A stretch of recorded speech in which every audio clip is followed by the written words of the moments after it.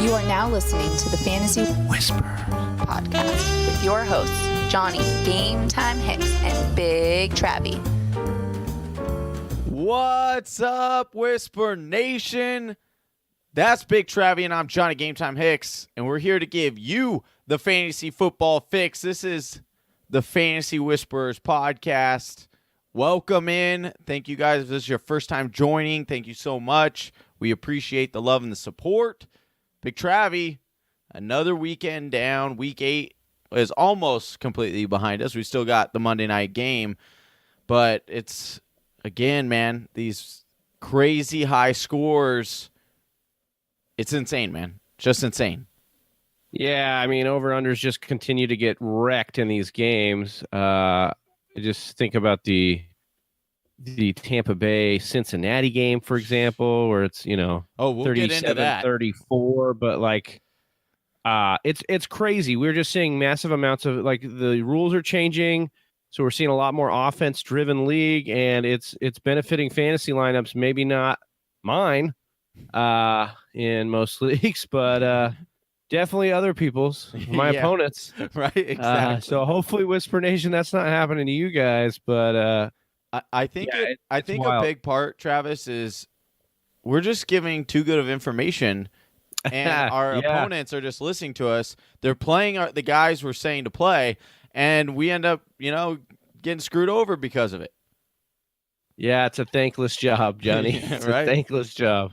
All right, well, today's show is going to be fun. We got our crowns, downs, and rebounds show. We're going to give you the list of players who continue to help you win week in and week out. We got a couple of players that are downers for sure, as well as those guys who normally produce for your show or for your team, but last week they might not have, but this week they rebounded. And so we'll talk about those for sure. But first, Travis, I want to thank everybody again for joining. If this is your first time, please head over to the YouTube and hit subscribe and hit the little bell. You'll get a notification anytime we release new content, which is all the time.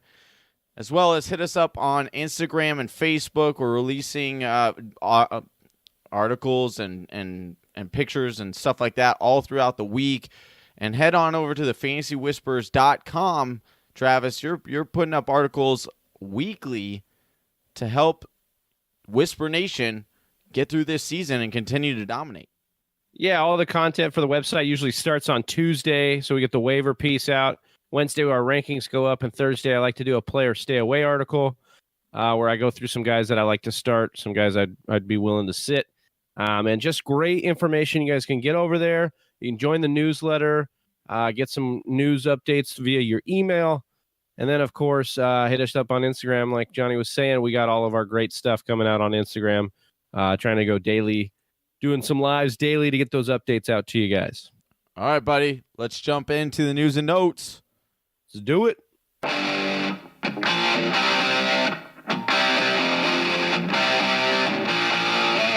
News and notes from around the NFL. That's right, Johnny. Our news and notes are brought to you by Fanatic. That's FANATIQ. That's where fantasy meets IQ. Listen, if you have an Apple device of any sort, you can head over to the App Store and download Fanatic. And this thing is great. This app has everything you need from all those other news sources. They've compiled it here into a nice news feed for you. And then if you dive a little bit deeper for each fantasy relevant player out there, they've got the last 3 games, stats, red zone stats, carries, targets, catches, touchdowns, everything you need to kind of make those quick snap decisions. And listen, that's why you're listening to us. We're trying to get you guys prepped, and so is Fanatic. They are updating this thing daily. They want to help you win the week, win the next, and win your league. All right, Travis. Today's news and notes is not too long, which is good. It's good news. Some of the big news that came out this morning was that Deshaun Jackson, who caught a long bomb, has requested a trade. Yeah. Are you interested in any other destination where he would go? I mean, he hasn't. He's been. It really depends. Bust. He's been okay for fantasy this year.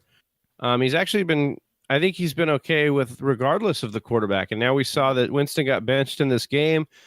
We'll get a little bit more into that, but excuse me. I just think that I like Deshaun Jackson's upside. He's still got that speed. He's still burning people, and his yards per reception is very high. And he was getting a good amount of this target share. So we'll see if he still feels the same way if Fitzpatrick gets the starting job back. Because we know that Fitzpatrick had some liking for Deshaun Jackson for sure. Yep. All right, we had staying in that same kind of game. We had Ronald Jones come out of the game with a hamstring. He was sat for the rest of the day. Travis, this could be some of the best news for Peyton Barber owners because they moved him, and as a starter, they gave him the bell cow work. He ended up with a very, very nice day.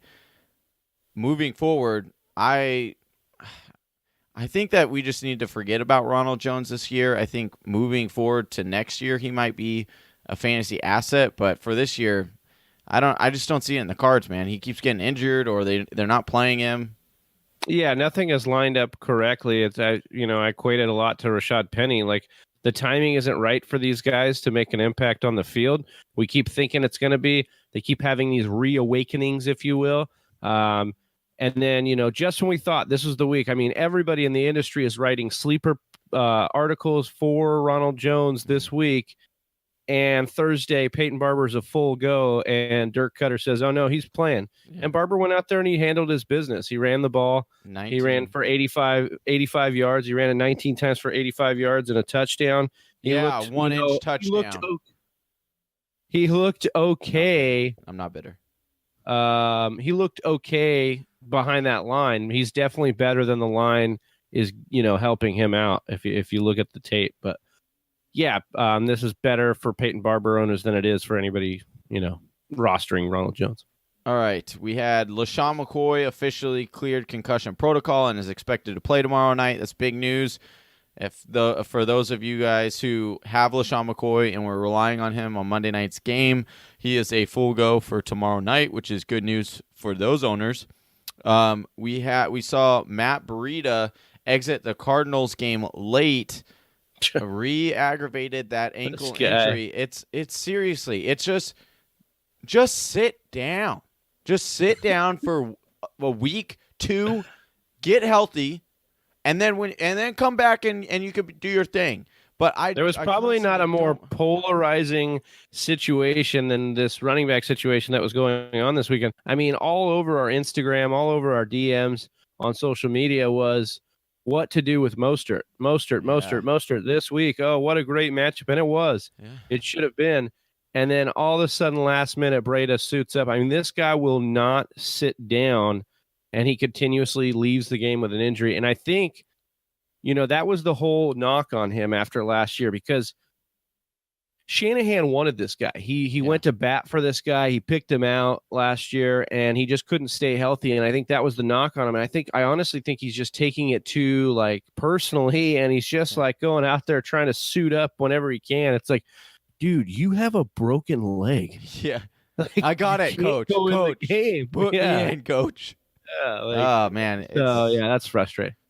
All right, we had the Cardinals running back David Johnson exited Sunday's game. He was being evaluated for a concussion. He did come back late in that game. A comeback victory, I must say. Probably the only time I could say that this year. Yeah, so too bad you guys don't play the 49ers again. Yeah, we would probably be undefeated. Yeah, but this is good news. David Johnson, we saw. I'm just going to touch on it just a little bit since we're not talking about him in the show. We saw him used properly. He was actually rushing in the outside. He had a decent game, but moving forward, they have a bye next week, but that's good. Good news if you're a David Johnson owner. All right, we had Kansas City Chiefs head coach Andy Reid said Tyreek Hill suffered a groin strain. Yikes. In week 8 against the Broncos. Never like that, Travis, but we don't know the severity of it. He could be day-to-day. As of right now, we have no further news.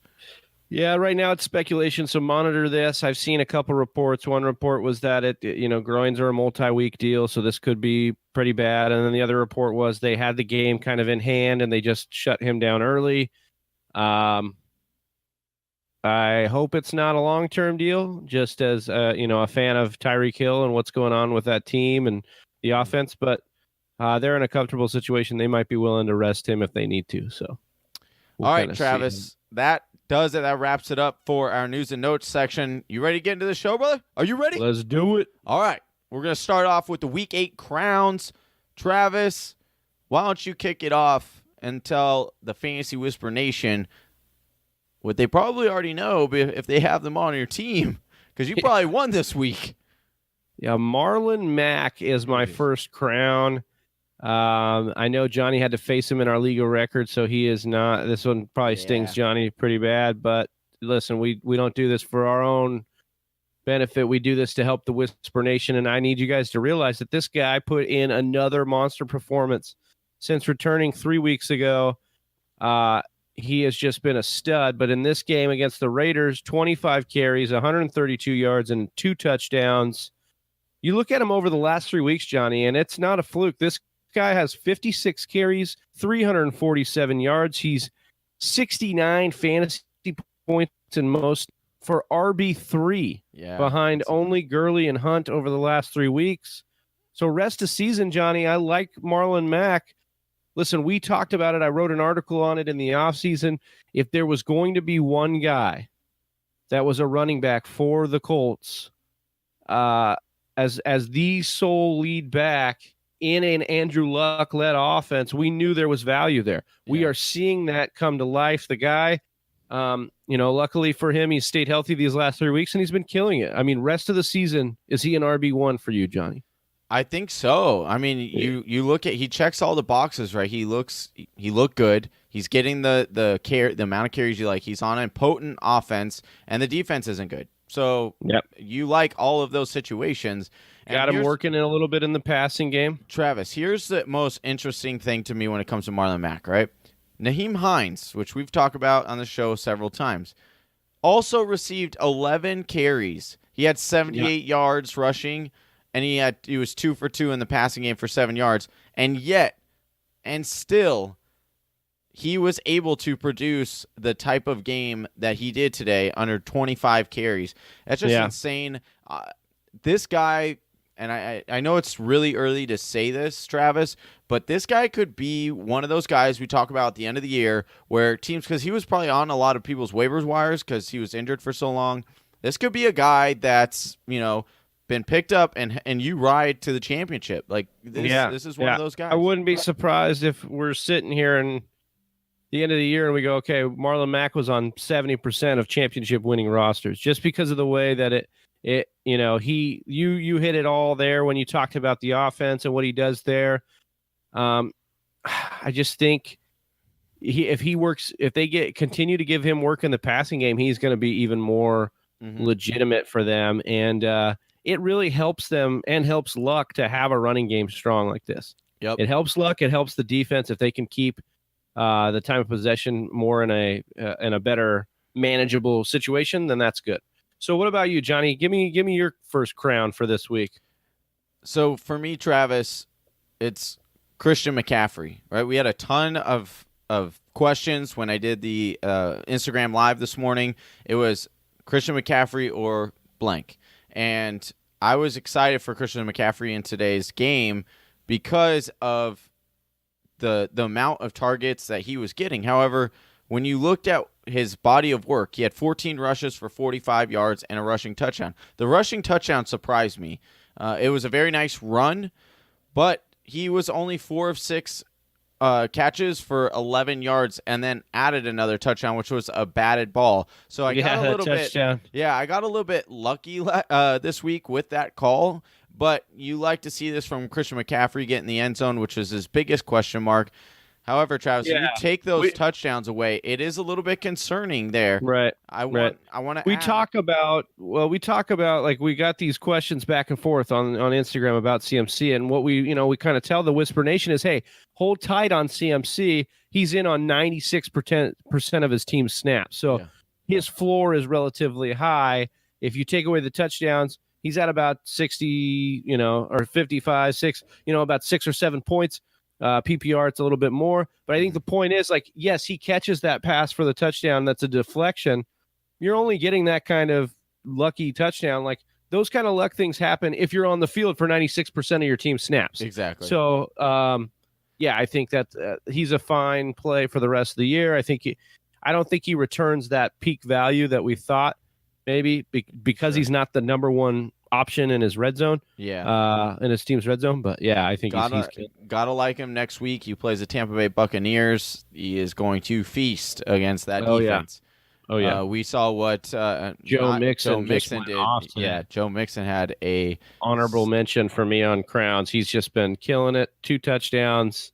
Had a monster day. 21 carries for 123 yards, and then also added 3 catches for 15. Travis for Joe Mixon.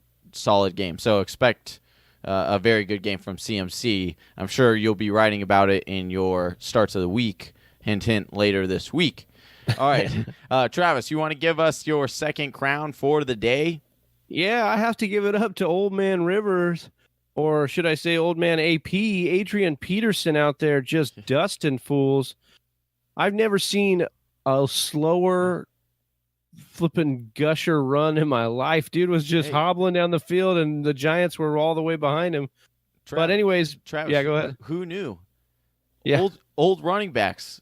Yeah, I know, man. While useless behind most offenses, can still serve a purpose on your fantasy team. No joke. Adrian Peterson, 26 carries, 129 yards. Not just a rushing touchdown on that nice long run. He got himself a receiving touchdown on a 7-yard catch. He continues to get this heavy, massive workload. Listen, I think Gruden realizes that he can run Peterson as much as he wants because Peterson's okay with it. He's that old school football guy. Yeah. Oh, I got a separated shoulder. I don't care. Yeah. I'm going in there. Like, run me till I'm dead. Like, the guy is a beast. Like, you see him on the sideline. He's got like chunks missing out of his knee. Like, I'm like, who is this guy? He's falling apart, but they keep running him. Heavy workload over the last 3 weeks. He's running back 6, 67 carries, Johnny. 345 yards and 2 touchdowns. The guy is a stud for this team. And really, with all the injuries in the pass catching core, I mean, he's their option for their offense. He's their offense. So, and CT got banged up again in this game, Travis. I think that Adrian Peterson is going to continue to have value in this offense because they, like you said, they don't have anybody else. And Adrian Peterson is so arrogant. And I like Adrian Peterson. He was a Sooner, Oklahoma Sooner, go Sooners. But he is so arrogant, and like he thinks he's the number one. He's the best running back in the league. And I mean, he's clearly showing he still has the talent. So he's going to continue to roll out there, even with the separated shoulder, even with the missing pounds of flesh on his body, because he wants to prove everyone wrong. Because all of us sitting behind a computer and looking at numbers say, wait, he's got to break down, right? But he continues to, show up and show out. Yeah. All right, Travis. I realized that when we did our show notes that we had 4 running backs. Generally, we don't like to do that. So I'm going to call an audible here. I'm going to switch it over for Whisper Nation, so I'll give him a little bit of taste. But my honorable mention will be James Conner. The dude is a stud. I do want to touch on him a little bit, Travis. Before I give my second crown, he had 24 rushes for 146 yards and 2 touchdowns. He also added 5 catches on 6 targets for 66 yards. Moving forward, Travis, I gotta tell you, I'm nervous. I'm very nervous if I'm a Le'Veon Bell owner because he is performing so well that I think when Le'Veon Bell comes back, I think this will be a full-on timeshare, and I think that they're going to split time because you have 2 valuable guys. Why mix up what's been working for you? Yeah, I mean, I could see a timeshare for the first couple of weeks, and it might be the later it gets, it might be, that's the way it works, and it really screws people up for fantasy purposes. I think by the time they're in, the end of the season and the weather's turning, and honestly, this offense is so efficient. They may both still have value. Yeah. If I'm being honest, but I think that this is going to turn into Le'Veon backfield once he gets acclimated back in, just because they have no reason to run Connor more. They Yeah, have him. I agree. They can stash him for the rest of the year. They have all the reason in the world to run Le'Veon Bell into the ground in his last year. And they know what just they have in James Conner now. Like, they don't have to Yeah, go out now and that they're assured, Yeah. they could kind of put him on the shelf for the rest Right. of the year. Now, I mean, he'll get worked in, of course. But yeah, so that's just kind of So my thinking on it. So my crown, Travis, is going to go to Mike Evans. Welcome back to the top 5, Mike Evans. He's been a pretty big disappointment so far this year. He's had a few good games, but he went off on Sunday's games. He had 13 targets, in which he caught 6 of them for 179 yards and a touchdown. Travis, moving forward, I know that they're not sure who's going to start between Jameis Winston and Ryan Fitzpatrick, but if you're Mike Evans, don't you kind of want Ryan Fitzpatrick to be your quarterback? You had better games with Ryan Fitzpatrick. Ryan Fitzpatrick seems to air it out down the sidelines a little bit more, and he's more accurate. I think you get more of Mike Evans' ceiling when you have Ryan Fitzpatrick like that. We've seen Mike Evans be the number 2 wide receiver in all of fantasy. I think you get more of that ability when you have Fitzpatrick. It wasn't with Fitzpatrick that he got that. But my point is like Johnny was saying, is he is not afraid to pepper Mike Evans with targets. He being Fitzpatrick, and you're right. The first 3 games of the season, there were 2 of Mike Evans' best games of the year before this one. One, he had about 20 points against New Orleans in the first game of the year, and then he had about 20 points, almost 20 points on Monday night against Pittsburgh, which was Fitz' magic game as well. So, yeah, I think that I would prefer Fitzpatrick be my starting quarterback, and that's just because, his ability to bring Mike Evans to that elite level. All right, Travis, we're going to now switch it over to the Week 8 downers. You want to? Yeah, exactly. These guys, you probably started them, and they did let you down. Yeah, and you are probably listening to this podcast pretty upset because you lost this week, most likely. I feel like we should be like, everybody hurts. Sometimes. We just lost all 5 of our viewers. Thanks, Travis. Yeah, dude. Yeah, hey. Thanks. I do what I can. I'm killing my fantasy lineup, and I'm killing the show, dude. So at least I'm consistent, man. I'm just trying to bring it. Hey, that's all we go for on this show is consistency. So if anything speaking else, of a complete bomb and a complete landmine on your flipping lineup, T.Y. Hilton, man. Yeah. Targeted 5 times. He caught the ball once for 34 yards. I just don't know, Johnny. The yardage has not been there in the last 2 games since he's been back. Yeah. When do we start to get worried here? In these last 2 games since coming back from the injury, targeted 9 times total. He bailed everybody out last week with a couple of short scores. But this week, not looking good. And I'm just sitting here wondering, Johnny, like, are you trying to ditch T.Y. Hilton? Do you think he gets more acclimated in the offense? I mean, this was a weird game. Andrew Luck threw a touchdown to 3 different starting tight ends. Mm-hmm. So is it more like this is how it's going to be? It's going to be spread around, or do you trust? Do you want to buy low on Ty? I'm going to sell on Ty, and here is why. That's kind of funny. You look at so he's not produced since he's been back. Andrew Luck seems to be spreading the ball. He has a lot more pass catchers now than he did, years past that he could rely on. So he's got Ebron. He's got Jack Doyle, who had a great game today. Honorable mention for Jack Doyle there, coming back from injury. He's also got Chester Rogers, who's a decent wide receiver. He's also got Naheem Hines, who's kind of becoming his check down guy. So it's not like it used to be in the old days where it was pretty much T.Y. Hilton. Yeah, you had Moncrief. We knew that T.Y. Hilton was always the yardage guy, but now he's not really needed to be that anymore. So he's boomer bust now, and what I see him playing like, and we've seen it in these past 2 games. But here's the big part, Travis, on why I'm selling on T.Y. Hilton. you look at the next 6 weeks of his schedule, right? And these are crucial weeks. We're getting near playoff time, so a lot of owners need to start winning. You got the Jacksonville Jaguars next week, so Ramsey, who did a really good job against the Eagles today. It seems like they might be able to get back to somewhat covering wide receivers. Then he plays the Tennessee Titans, which a decent matchup there. The Dolphins, so he'll get Xavier Howard on that one. You got the Jaguars again, the Texans, and then the Cowboys. So all 6 of them, the Tennessee Titan ones, that team, I think that he could have the potential of a big breakout game there. But all the other 5 are concerning to me, Travis. And that's why I would say sell on T.Y. Hilton. Yeah, I'd probably back you up there. I just think he's going to be more volatile than we expected coming into this year. Mm-hmm. And that's just because Andrew Luck is slinging the ball around and not caring about who it is.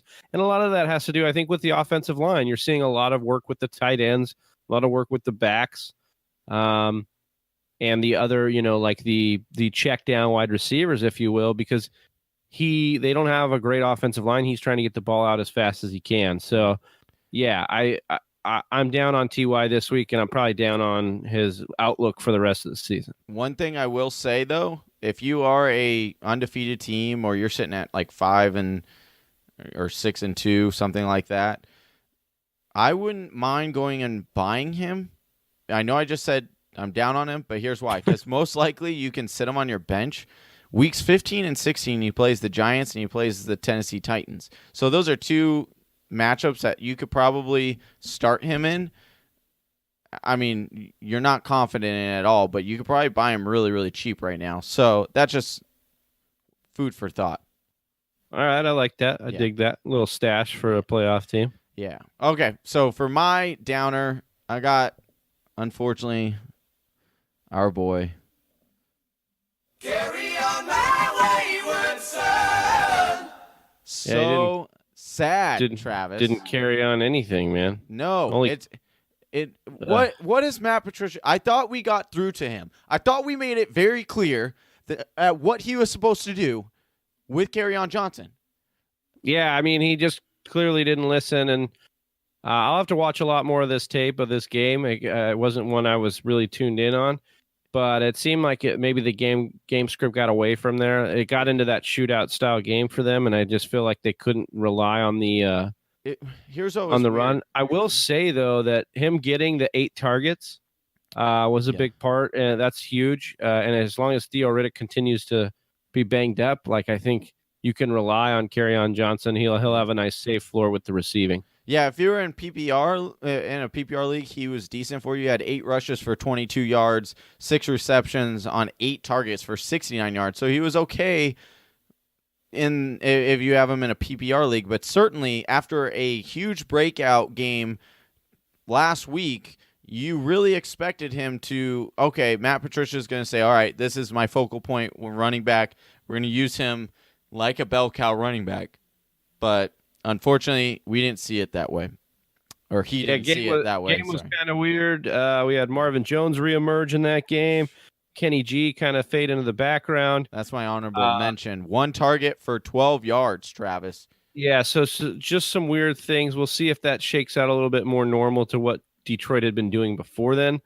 But it just kind of looks a little messy right now. Speaking of a mess, my second down here is Jordan Reed, and he just continues to be like the rest of his fellow tight ends in the NFL. He continues to underwhelm, especially in this offense with Smith. You thought this was a really perfect marriage based on the way Alex Smith used the tight ends, the way Jay Gruden game plans tight ends into his offenses.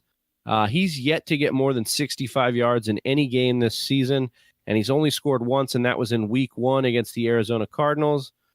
The only thing that is encouraging here is he's got target share. Okay, he got 12 targets in this game. They're not producing droppable? A lot of yards. Is he droppable? I don't know if he is, just based on what, like, the tight end situation in general. Like, I will say that there are guys that I am interested in, like Chris Herndon, or Jack Doyle. Jack Doyle, Jack Doyle is interesting. So, yeah, I think if you want to try and I don't think that he's a must start anymore. I will say that they play Atlanta this week, though, and you'll want to start your tight end against Atlanta. So if you're playing matchups as it is, like, I wouldn't just bail on him just yet. 12 targets plus playing that bad defense. It might be one of those situations like the minute you go to drop him, he's going to score. So Jordan Reed he's that name. You hang on to a name for so long. That's all he is anymore. He's not going to hit that. He was a guy that you thought could hit the top tier of tight ends based on his talent. Yeah. When we came into this year, and he's his just quarterback, but and he's just not that. We covered that in the last episode about how Alex Smith can't read, and that's a big reason. So Travis, for my last week 8 downer, has to go to the guy who let me down personally, and that is Jameis Winston. He was 18 for 35 for 276 yards, 1 touchdown, and 4 interceptions, Travis. 4 interceptions. He had some of the worst interceptions I've ever seen in my entire life. Yeah, they were. It was like, are you a high school quarterback?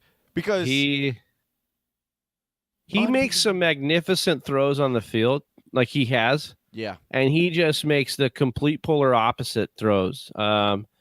He is a very bipolar quarterback. Like from one end to the other. I will say this about Jameis Winston, man. I feel your pain. Whisper Nation, if you guys trusted in him, we feel your pain. 2 leagues I have Jameis Winston. I started him in 2 leagues. I benched Deshaun Watson for Jameis Winston, and I benched Cam Newton for Jameis Winston.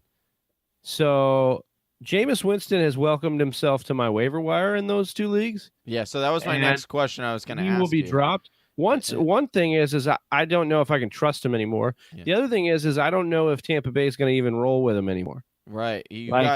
Next 6 games, Travis, are the Carolina Panthers, Redskins, Giants, 49ers, Panthers, and Saints. Now, there are some nice matchups in there, but again, you're rolling them out in all the stats were showing that the Bengals matchup was supposed to be a great matchup for him. And he goes up. And it was a great matchup for Fitzpatrick once he got in. Yeah. I mean, Fitzpatrick started leading them back in that game. If it weren't for a late second field goal, they would have had a shot there. So, yeah, I don't know what's up with Jameis. He just seems to be off, and I don't know that they're going to keep trusting him. And I would advise that you not trust him in your lineup going forward. Like, if you need a streamer and he's playing the Niners, okay, yeah. He's playing the Giants. Yeah, okay, maybe. But, like, he's not a guy I want to trust to lead my team for the rest of the year.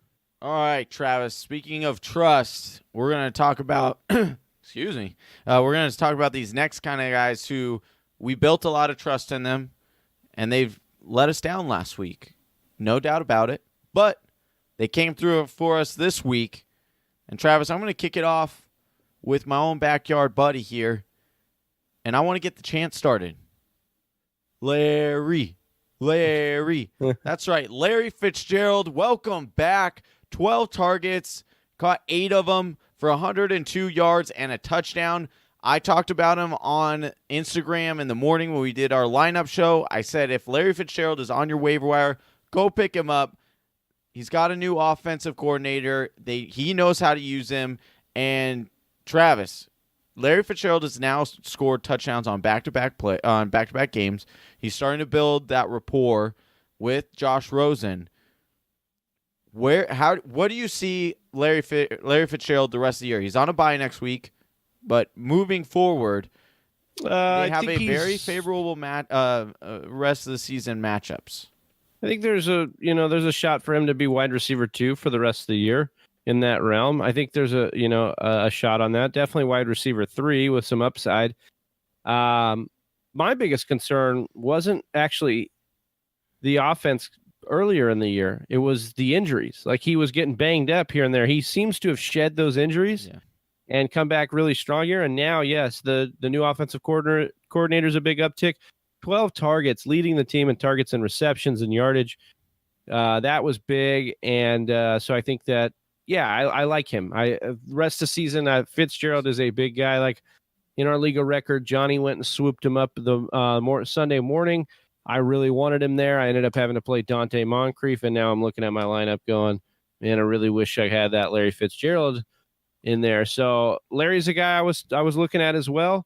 I think sorry, Travis, not to cut you off, but after the bye week, next 6 games, you got the Chiefs, the Raiders, the Chargers, the Packers, the Lions, and the Falcons. The only one that is concerning to me there is maybe the Chargers, but I think Larry will still be able to get his there. Great rest of the season schedule. Yeah, I mean, if he's getting the 12 targets and the usage, it'll always be a nice floor because he's that possession receiver. Right. So he's going to get your, underneath stuff. So, yeah.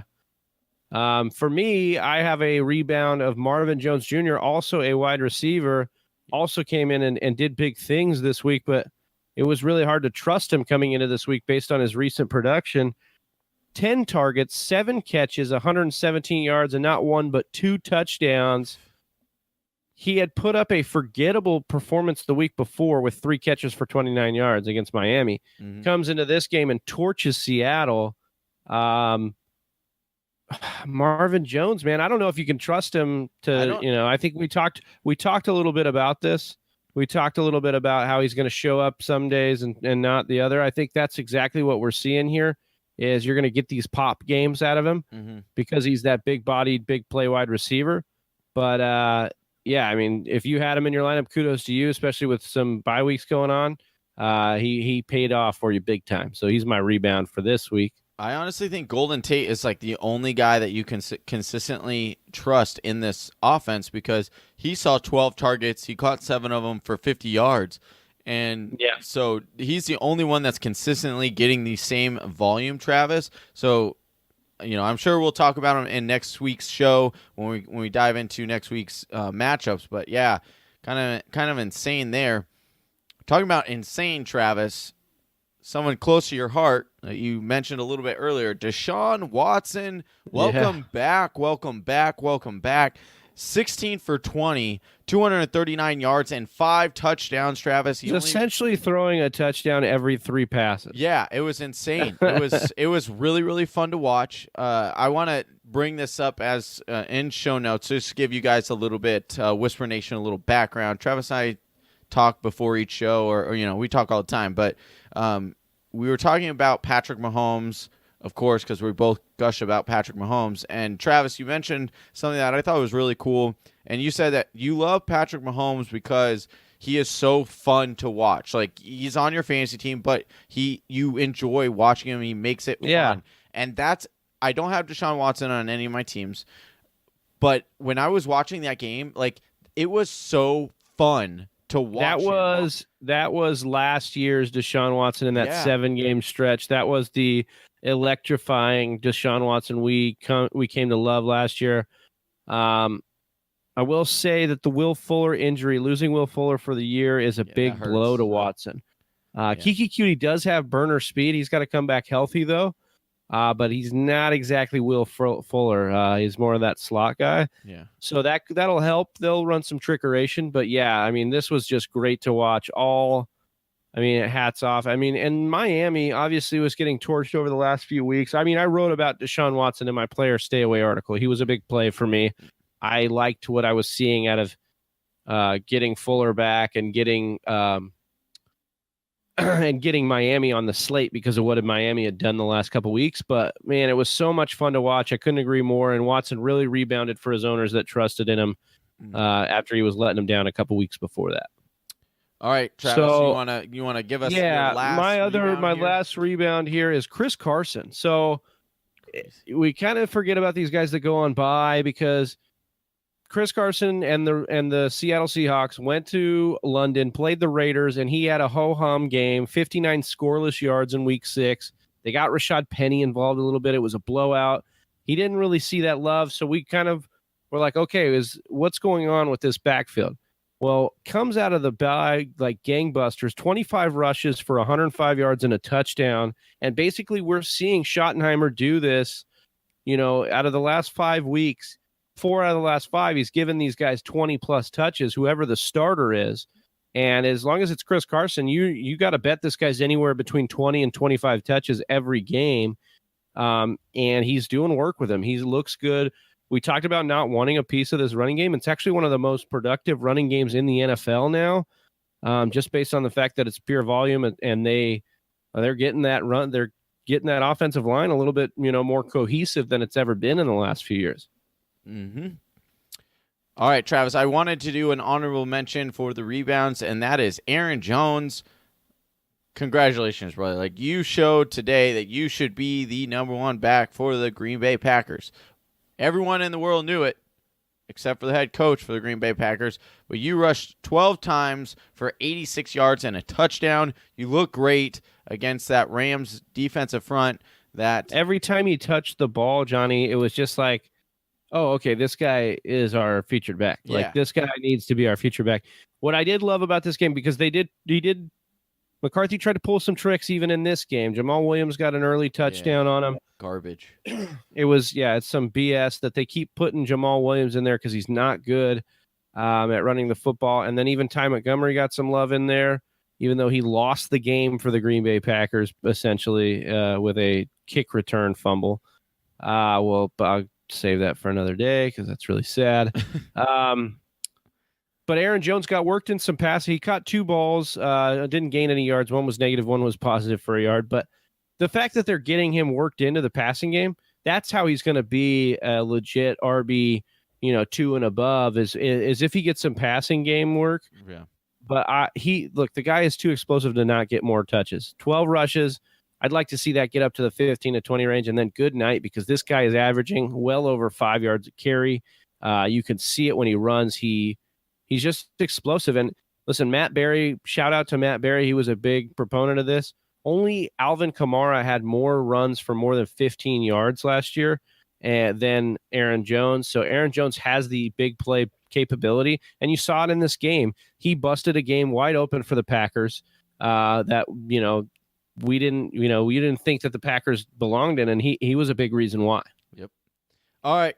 Thank you guys so much, Whisper Nation. That wraps up our Downs, Crowns, and Rebounds episode. Thank you so much for joining. Make sure you check out our podcast on Google Play, Apple Podcasts, and Stitcher, or wherever you like to get your podcasts. We are up there.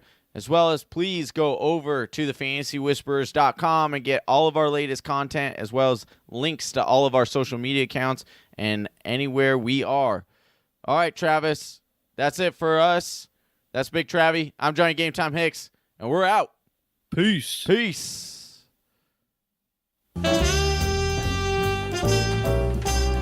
Thank you for listening to the Fantasy Whisperers podcast. You can hear more from John and Travis on Google Play, SoundCloud, and iTunes. You can also follow us on Instagram, Facebook, and Twitter at TF Whisperers.